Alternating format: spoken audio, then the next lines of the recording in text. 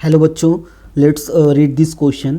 The question says derive expression for kinetic energy, potential energy and total energy of electron moving in nth orbit in hydrogen like atom.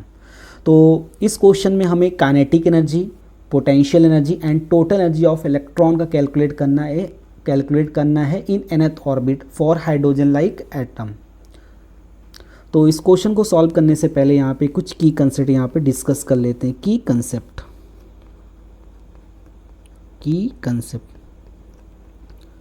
तो की concept में सबसे पहले यहाँ पे discuss करेंगे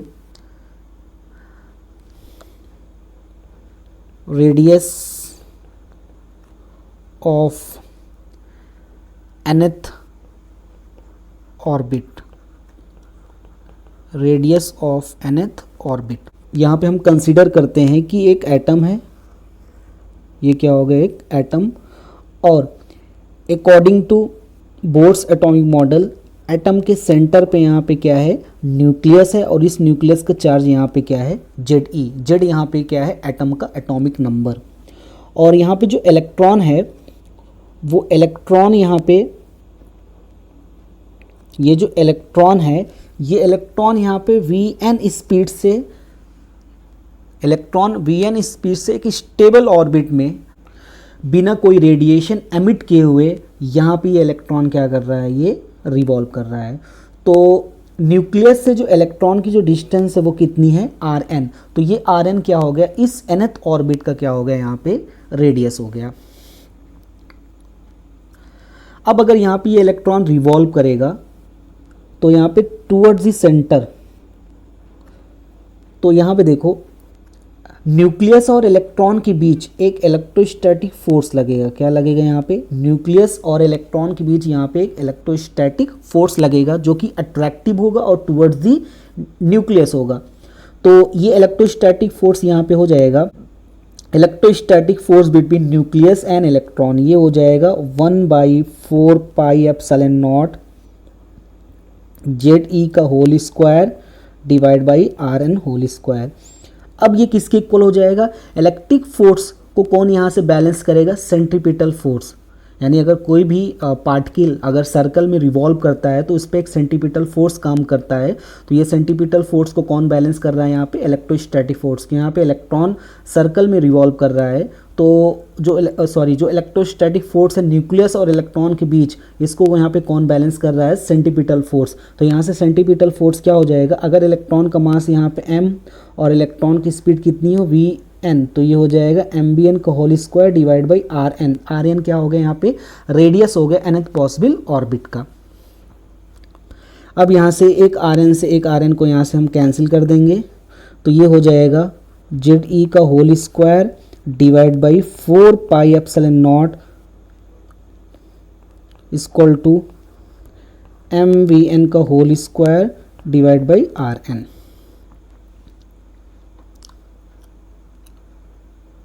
अगर यहाँ से हम Rn की वैल्यू कैलकुलेट करेंगे तो ये Rn की जो वैल्यू आ जाएगी Ze का whole square divide by 4 pi epsilon not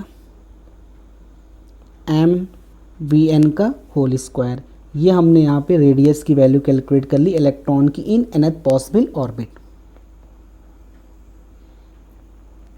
अब यहाँ पे हम बोर का सेकंड पोस्टुलेट यूज करेंगे. Using second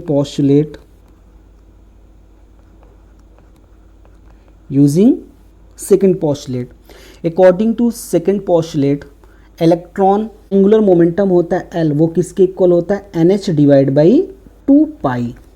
angular momentum L क्या होता है यहाँ पे, NH डिवाइड बाई 2 पाई. और यहाँ पे N क्या होता है, प्रिंसिपल क्वांटम नंबर, और उसकी वैल्यू होती है 1, 2, 3, 4 सो ऑन. तो एंगुलर मोमेंटम इस इलेक्ट्रॉन का हो जाएगा NH डिवाइड बाई 2 पाई. यहाँ पे H क्या है, प्लैंक कांस्टेंट. या हम अगर कोई भी इलेक्ट्रॉन या कोई भी पार्टिकल अगर सर्कल में मूव करता है तो उसके एंगुलर मोमेंटम का फॉर्मूला होता है mvr. क्या होता है, mvr. तो ये किसके इक्वल हो जाएगा, NH डिवाइड बाई 2 पाई. तो यहाँ से इलेक्ट्रॉन की स्पीड कितनी है, Vn, और रेडियस यहाँ पे कितना है, Rn. तो यहाँ से अगर हम Vn की वैल्यू कैलकुलेट करेंगे ये इक्वल टू हो जाएगा NH divide by two pi m r n, ये किसकी वैल्यू यहाँ से आ गई, वी एन की वैल्यू आ गई। अब इस वी एन इसको मान लेते हैं हम इक्वेशन नंबर सेकंड, और इसको क्या मान लेते हैं, इक्वेशन नंबर फर्स्ट। अब इस वी एन की वैल्यू इक्वेशन फर्स्ट में पुट कर देंगे तो हमें रेडियस मिल जाएगा। From equation first and second, तो इक्वेशन फर्स्ट से हमारे पास जो आर एन है वो है जेडी का whole square divide by 4 pi epsilon not M V N का whole square, M V N का होल स्क्वायर। तो वी एन की वैल्यू हम पुट कर देंगे इक्वेशन सेकंड से, तो ये हो जाएगा जेड ई का whole square divide by 4 pi epsilon not m. तो वी एन की वैल्यू यहाँ पे कितनी है, वी एन की वैल्यू यहाँ पे है n h divide by 2 pi, ये है वी एन की value, n h divide by 2 pi m r n, m r n ये यहाँ से है होल स्क्वायर में है, ये है होल स्क्वायर। तो अगर इसको आगे सॉल्व करेंगे आर एन की जो वैल्यू आ जाएगी वो आ जाएगी यहाँ पे जेड ई का होल स्क्वायर, ये पूरा टर्म्स ऊपर चला जाएगा, ये वाला ऐसे ऊपर आ जाएगा, तो ये हो जाएगा 4 pi square m square r n का होल स्क्वायर डिवाइड बाई नीचे आ जाएगा यहाँ से 4 pi epsilon not m n square H square. यहाँ से 4 से 4 कैंसिल हो जाएगा, एक पाई से एक पाई कैंसिल हो जाएगा, एक एम से यहाँ पे एक एम कैंसिल हो जाएगा, और यहाँ से ये आर एन से एक आर एन कैंसिल हो जाएगा। तो अगर यहाँ से हम आर एन की वैल्यू कैलकुलेट करेंगे तो ये आ जाएगा epsilon not H square divide by e square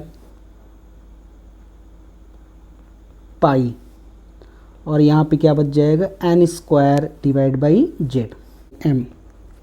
तो यहाँ पे रेडियस आ गया h square epsilon not divide by pi M E square n square divide by z. तो ये हमने यहाँ से रेडियस कैलकुलेट कर लिया इलेक्ट्रॉन का हाइड्रोजन लाइक एटम के लिए nth पॉसिबल ऑर्बिट में। अब इस की कंसेप्ट का यूज़ करके इस क्वेश्चन को यहाँ पे सॉल्व करते हैं। तो इस क्वेश्चन का यहाँ पे सोल्यूशन हो जाएगा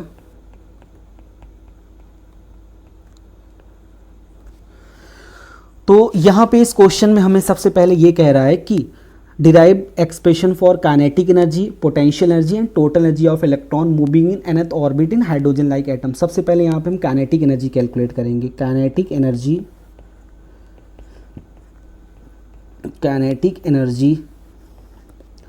इन nth ऑर्बिट,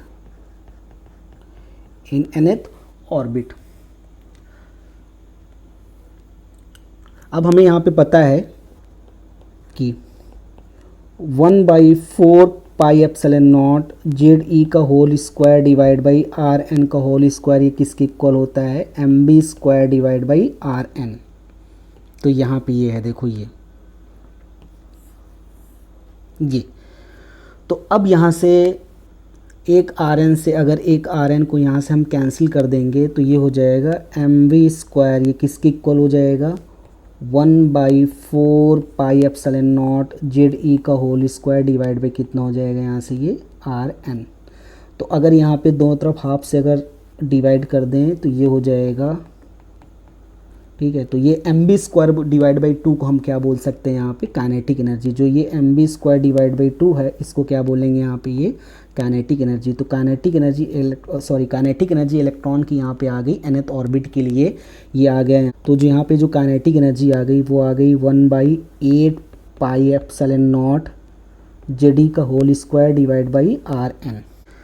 तब यहाँ से हम आर एन की वैल्यू पुट कर देंगे तो काइनेटिक एनर्जी यहाँ पे आ जाएगी 1/8 पाई एप्सिलॉन नॉट जेड ई का होल स्क्वायर डिवाइड बाई, तो आर एन की वैल्यू यहाँ पे कितनी कैलकुलेट की गई है ये, तो ये आर एन की वैल्यू यहाँ पे है H square epsilon not divide by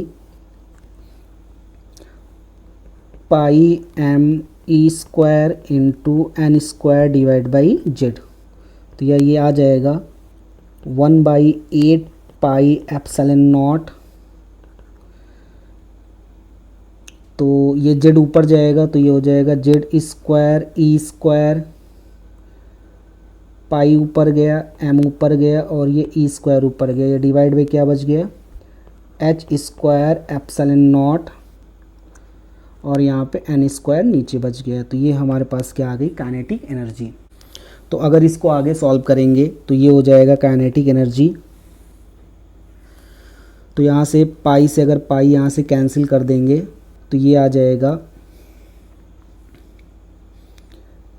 m e to the power 4 divide by 8 epsilon not का whole square H square into Z square divide by N square. तो ये हमने यहाँ पे काइनेटिक एनर्जी का एक्सप्रेशन यहाँ पे क्या कर लिया कैलकुलेट कर लिया। अब यहाँ पे हम पोटेंशियल एनर्जी अब यहाँ पे आगे कह रहा है क्वेश्चन में पोटेंशियल एनर्जी। तो यहाँ पे अब पोटेंशियल एनर्जी कैलकुलेट करेंगे। पोटेंशियल एनर्जी, तो पोटेंशियल एनर्जी यहाँ पे हो जाएगा। तो यहाँ पे देखो इलेक्ट्रॉन है, इलेक्ट्रॉन और ये न्यूक्लियस है। तो न्यूक्लियस इलेक्ट्रॉन के बीच जो पोटेंशियल एनर्जी यहाँ पे हो जाएगी वो हो जाएगी 1/4 पाई एप्सिलॉन नॉट जेड ई का whole square divide by are n, ये माइनस में आ जाएगा। ठीक है, तो अब यहाँ से u इक्वल टू हो जाएगा -1/4 पाई एप्सिलॉन नॉट जेड ई का whole square divide by are N. तो आर एन की वैल्यू यहाँ पे कितनी है H square epsilon not divide by pi M E square into N square divide by Z. अगर इसको आगे सॉल्व करेंगे m e to the power 4 divide by 4 epsilon not का whole square H square into Z square divide by N square. ये total potential energy यहाँ पे आ गई इलेक्ट्रॉन की nth orbit for hydrogen like atom. Total energy of electron in nth possible orbit. जो total energy होती है वो होती है sum of kinetic energy plus potential energy. तो यहाँ से हमारे पास काइनेटिक एनर्जी कितनी आई है, काइनेटिक एनर्जी आई है m e to the power 4 divide by 8 epsilon not का whole square H square into Z square divide by N square. और पोटेंशियल एनर्जी कितनी आई है यहाँ पे m माइनस में आई है पोटेंशियल एनर्जी यहाँ पे ये हो जाएगा m e to the power 4 divide by 4 epsilon naught square H square z square divide by N square. तो यहाँ से अगर कॉमन ले लेंगे तो ये हो जाएगा m e to the power 4 divide by 8